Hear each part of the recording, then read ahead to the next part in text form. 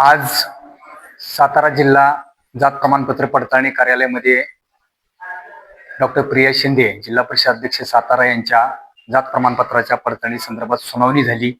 तत्पूर्वी 6 जुलै 2026 साली जी 28 एप्रिल 2026 ला डॉक्टर प्रिया शिंदे यांनी माझ्यासह असणाऱ्या 4 हरकतदारांच्या विरोधात हरकत घेण्याचा अधिकार नसल्याबाबत लोकस स्टँडी म्हणून या ठिकाणी हरकत घेतली होती. त्याचा 19 मे 2026 ला निकाल लागून त्यांची असणारी हरकत या ठिकाणी समितीनं फेटाळून लावलेली आहे. त्याच्या विरोधामध्ये उद्याच्या 15 तारखेला कोल्हापूर हायकोर्टच्या बेंच समोर या ठिकाणी सुनावणी होणार असून या ठिकाणी प्रिया शिंदे यांनी जिल्हाधिकारी, महाराष्ट्र शासन, जात पडताळणी समिती व आम्ही 5 हरकतदार आमच्या विरोधात हायकोर्टात याचिका दाखल केलेली आहे.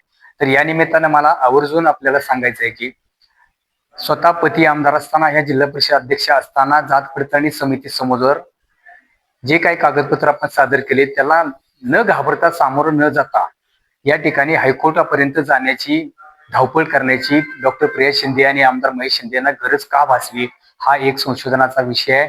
कारण आपल्याला माहित आहे की यांनी जात पडताळणीच्या अगोदर जो जातीचा दाखला एका दिवसात काढला, त्याच्यामध्ये ज्या वंशावळी सादर केलेल्या आहेत त्या अत्यंत बोगस पद्धतीच्या आहेत.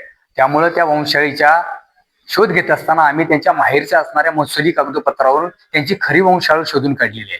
त्यामुळे खटाव असेल, मोळ असेल किंवा ते मजरी भाकरवाडी असे जे बोगस तिकडचे जे जोडलेले लोक आहेत वंशावळी, ही पूर्णपणे बोगस आहेत. हे आम्ही सिद्ध करून या ठिकाणी तशा पद्धतीचे पुरावे समितीला सादर केले असले कारणानं कसल्याही परिस्थितीत आमच्या हरकतदारांच्या विरोधात हायकोर्टात जाऊन आम्हाला याच्यातून, हरकतीतून बाहेर काढल्याशिवाय आपल्याला ह्याच्यात निकाल मिळणार नाही किंवा आपल्याला जात प्रमाणपत्र मिळणार नाही, ह्या भीतीपोटी डॉक्टर प्रिया शिंदे ह्या उच्च न्यायालयामध्ये गेलेले आहेत.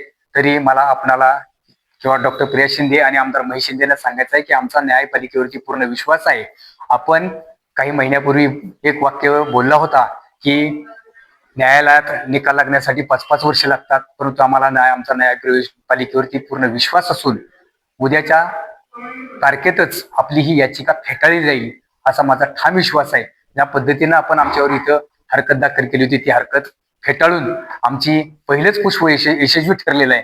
त्याच पद्धतीनं दक्षता पथकाकडे आता हे प्रकरण वर्ग झालेलं आहे. दक्षता पथकाकडे आम्ही हे जे सगळे पुरावे सादर केलेले आहेत, ह्या बोगस वंशावळी सादर केल्या आहेत, महसुली पुरावे सादर केलेले आहेत, तुमची खोटी प्रतिज्ञापत्र सादर केलेली आहेत, या सगळ्याचा सार पाहता जात पडताळणी समिती हा नक्कीच योग्य कामकाज करून अत्यंत पारदर्शकपणे निकाल देईल आणि आपली ही जात पडताळणी समिती हे प्रमाणपत्र अवैध ठरवून आपल्याला पदावरून पदच्युत होण्याची वेळ येईल, एवढं या निमित्तानं ठामपणे विश्वास आपल्या माध्यमातून सांगतो. धन्यवाद.